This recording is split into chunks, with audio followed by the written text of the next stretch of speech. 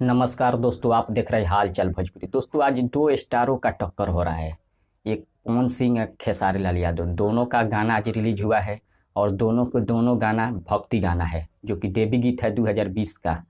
आपको बता दें, पवन सिंह का गाना भी आज रिलीज हुआ है वर्ल्ड वाइड रिकॉर्ड पर, और खेसारी लाल यादव का गाना रिलीज हुआ है SRK म्यूजिक पर।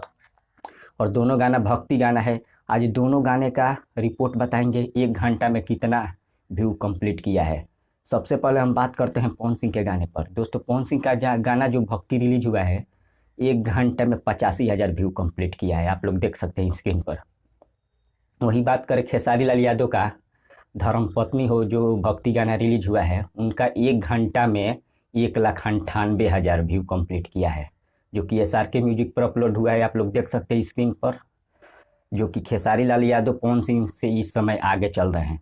1 घंटा का रिपोर्ट मैं बता रहा हूँ दोनों स्टारों का, जो कि खेसारी लाल यादव अभी के समय में पवन सिंह से बहुत आगे चल रहे हैं।